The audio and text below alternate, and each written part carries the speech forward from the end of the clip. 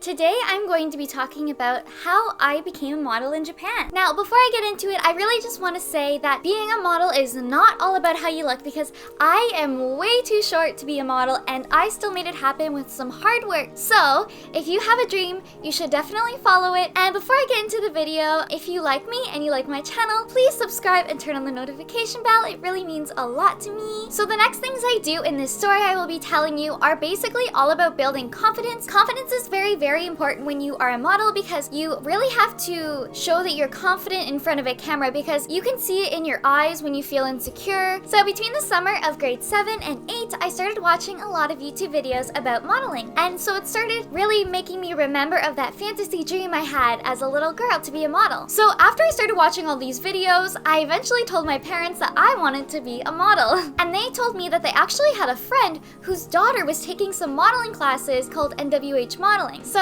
my parents are very sweet and they enrolled me in these classes because they thought it would be a wonderful experience for me to really gain some confidence, because at this point in my life I had no confidence at all. So these classes did cost money. It wasn't a modeling agency. Now it's turned more into that. At this time it was just classes just for confidence building, to be able to walk on a runway in front of the class and practice our walks. We had about 2 fashion shows a year and 2 photo shoots, I believe, at the start of all this. So that kind of really showed me that I liked modeling through those few things that we did. Then there was a new owner a few years later, and she actually really started investing her time and herself into learning about modeling and the industry. Her name is Lorraine, and now she's the owner of NWH Modeling, and I think that it really has become a wonderful thing to not only grow your confidence but also learn modeling. Now, you really don't have to join modeling classes. The whole point of this really is just to build your confidence, and you could do that by maybe playing sports, joining a singing class or an acting class. You really just want to build your personality and get more confident, because that is really going to show when you are speaking to agents later on. Alright, so my first year of those modeling classes was in fall of 2013, and now let's fast forward to 2014. I entered this competition that we had locally called St. John's X Top Model. Now, at this competition there was weekly challenges which helped me build some of my skill. Slightly before that, when I had just joined the classes, I was too scared to even tell my best friend that I had joined these classes, because I was scared she would think I was too ugly or too this or that, or just not good enough. That's how low my confidence was. Now that is definitely not the case. I feel very confident, but these things really helped, which is so awesome. So some of the competitions were things like walking in heels upstairs and downstairs gracefully. That one really helped me because I had to practice at home, walking up and down my stairs in heels. There was also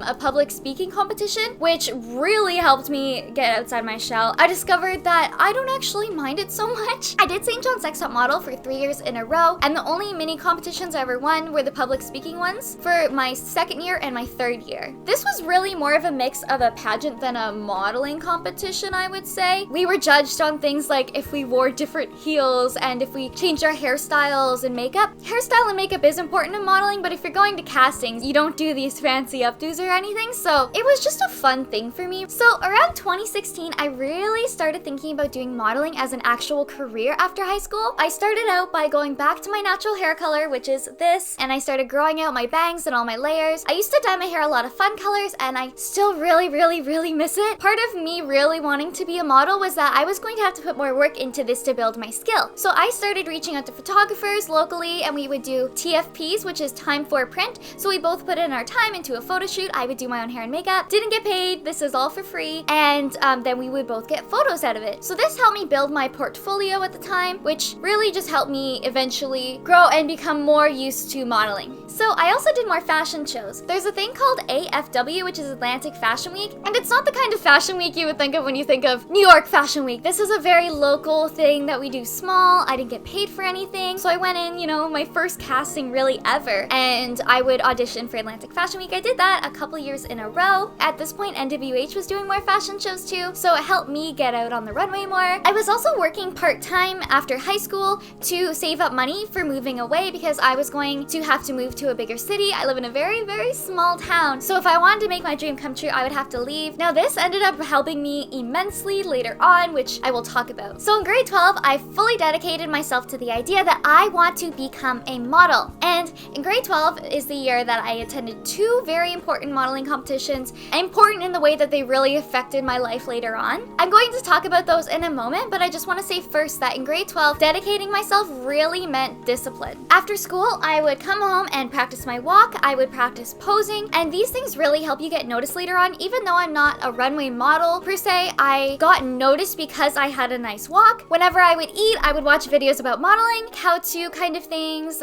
even things about photography to learn how they would pose their models so I could see, you know, what are pet peeves of photographers, what can I do better? And I would watch shows like America's Next Top Model or Asia's Next Top Model, because at the start of grade 12, I really wanted to model in Japan, and I had no idea how I was gonna do that. I thought maybe I'd go there and find another job somehow and then push my way into the modeling industry. So practicing posing really involves a lot of memorizing. It's not just looking pretty for the camera and moving. You really need to memorize like a catalog of poses in your head. So that was something I would look at my computer, do the pose in the mirror, look at the computer, see if I got it right, go back and forth and find new poses. And it takes a lot of work and time, but eventually you get better at it. Now, sometimes I wouldn't even hang out with my friends because I would be so dedicated to practicing and studying modeling. And I would tell people something kind of funny, the people who didn't really know what I was doing. I would tell people that I was busy and I had to prepare for my future or something like that. And they were like, oh, what are you doing? And they would kind of tease me about it. But you know, it paid off, so it's okay. So other things you have to do kind of on the daily is make sure you take really good care of your skin. You also have to take care of your nails, because if you are a nail biter or something, it's a lot more unlikely that you're gonna get signs. And I really had to go full in because I had to work harder than taller girls because I have to prove that I can do better than them because I have a huge downfall of being short. So I'd also take care of my lips. If you have dry lips, an agent's not gonna take you seriously. So, you know, just hydrating, exfoliating, stuff like that.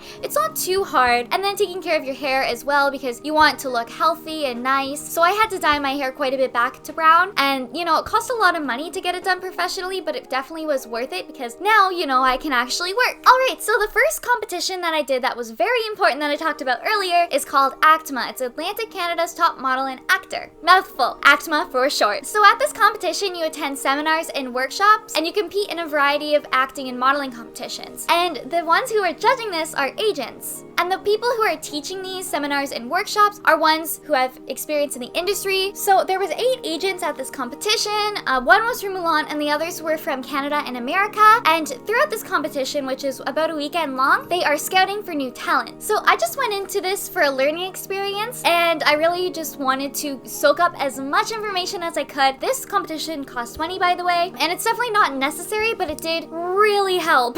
So I am not an actor. I've never really taken acting classes except for 2 years when I was, I think, 7. So I wouldn't really count that, but I did enter in the acting competitions to get more exposure, and modeling and acting kind of go hand in hand. So I really wanted to just do that as well. So I love Japanese street fashion. I love alternative fashions, but I really wanted to look polished and professional for this. So I wore no makeup, I believe. I straightened my hair, which you don't have to do. I've learned later on, but I did that. I just really wanted to look polished. I made sure my nails, skin, everything was great. I wore form-fitting clothes so they could see my figure because that matters in modeling. So like I said, I really went to learn. I didn't go to win anything. This is a competition, so there are awards, but I wasn't expecting to win anything at all. But I did end up winning some things, so I guess I'll just tell you. It kind of helped show me what I was good at, what I can improve on, kind of thing. So I'm sorry if I looked down a lot at my notes. In my division, which was ages 16 to 18, I won second in a cold reading scene, which is an acting competition, and you just read a script basically, and you've never seen it before. I won first place in TV commercial, and I got trophies for this stuff, and it was really exciting for me, and it kind of showed me that I had a little something that I had been working hard to get that I could keep building on. I also won first in casting, first in runway, first in photography, and I was the overall model division winner. It was really cool, but the awards aren't really what matters in this as much as the callbacks. Callbacks are really important because that is your actual shot at your future. It's like an interview, but for your career of modeling and acting. So I got 7 callbacks there. I was told I'm too short, but they liked my face, stuff like that. Except this one agent that I got a callback with, she was the one from Mulan. Her name was Celia Sears, and she really believed in me, and she was so kind. She just loved my personality, and she really pushed me to take this another step further. Now, I had heard of this competition called CMTC, Canadian Model and Talent Convention, but it's really expensive. It's in Toronto. It's just not worth the money, I thought. And she told told me to spend my savings that I had been working at McDonald's and Dollarama for, to spend those and go to this competition instead of saving for an apartment. And I thought that was a pretty wild thing to recommend, and she must have really believed in me if she would recommend I do something like that. I did it. I signed up for CMTC, I flew to Toronto, and I booked a hotel, everything. Now, CMTC is the bigger version of ACTMA because ACTMA is really small, it's for the Maritimes, and CMTC is for all of Canada. So there it's a lot bigger, right? There's 500 contestants and there is 70 agents from all around the world. So this is definitely a way bigger opportunity for me and anybody who attends. So to attend CMTC, you have to go under an agent that is kind of certified by them. So NWH teamed up with this agency in Moncton called Facade, and they kind of teamed up, and you know, NWH was able to bring some of their models with Facade under their name. So during the competition, the owner of NWH model, Lorraine, she really helped me because she was so supportive, and after all the competitions, which are very long days and seminars and workshops, she was in the agents lounge talking me up to the agents, especially from Asia, because she knew my ultimate dream was to model in Japan, and she really helped me. So like ACTMA, I also entered in the acting competitions, even though I'm not an actor, to get more exposure and to learn. I'm in it for the experience and the learning, not to win. And I think that's a really good mindset, because if you go in it to win, I think you can easily be disappointed, and you know, if you do win something, then you are way more excited. So I was really hoping though that I could get the attention of even like one agent, just one, like give me a chance. I've been working so hard for this, I'm just itching for it. I was hoping really hard, but I wasn't really expecting anything, and I think that mindset did help me. So I competed in the modeling and acting competitions, and then there is the award ceremony at the end of all of this, and I freaked out when I heard my name called. I was in disbelief because this competition's huge, and I ended up winning awards. So in my division of female teen, I won acting competitions, again against actors, which is crazy. I won 3rd in TV commercial. I won 2nd in runway competition, which is amazing because it feels good knowing that I love runway and I'm good at it, I guess. I won 1st in cover competition, and I was the overall divisional winner award in my division, of course, and I won the grand overall female model of the year. So that's crazy. That was a huge confidence booster, really helped me out, and that kind of made me a little more hopeful that, you know, the next morning I would get some callbacks with agents. So when you go to this competition, you can get 0 callbacks, there's nothing guaranteed. Most people, I think, get like 1 or 2 from what I saw out of the people I knew there at least, and then some people get more. I got the most callbacks some of my friends ever heard of, which is crazy because that's me, like Daryl Lynn, like that is crazy. I got 32 callbacks, I believe, so that's a lot, and there's not enough time to go see everybody, so I was with Lorraine and we went to the agents in Asia first because that is where I want to go. So she came with me to every single agent and she talked me up to everyone, and my mom was there as well because she came with me to this competition because, you know, I was 17 at the time, and it's nice to have your mom's support. If you don't though, I still believe in you and I will support you, okay? So I had been learning Japanese a little bit on and off here at this point, so when I went to speak to the agents in Japan, they were impressed that I knew a little bit of Japanese, and that gave me some bonus points. So if you really want to say model in Japan, I highly recommend that you learn the language, or Korea or China, anywhere. Learn the language and you will have a huge bonus kind of point system with all of this, if that makes sense. So during the callbacks, the agents from Asia, it was so surreal because they were pulling me back and forth with the measuring tape, taking my measurements, talking to me, and it was so hectic and so amazing and so wonderful, and that doesn't really guarantee though that I'm gonna get signed, but eventually, you know, I flew back home, and I would say 2 months later, it got finalized that I was signed with Visage in Osaka, Japan, and I flew there, but it worked out differently for me than it does for most models, and I'm gonna talk about that and the kind of harder things that I had to go through. So they were really nervous about signing me because I am so short and my shoulders they thought were too wide, and typically the way it works when you get signed in Asia is the agency pays for your flight and your rent and everything, and you just pay them back as you work, and if you don't work, you don't have to owe them anything, you just get sent home. But I offered to pay my flight there and back, which is quite expensive, and I offered to pay for my first month's rent and to not get an allowance, because usually your agent will give you an allowance to buy some food and pay for the train. So I paid for all that stuff because I really wanted to prove to them that even though I'm short and I'm not your typical models, I wanted to prove that my hard work would make me stand out and that I could actually model and follow my dream. So that's what I did. So by the time I booked my third job in the first month, I finally started getting allowance, and it was settled that I wasn't going to go home after the first month.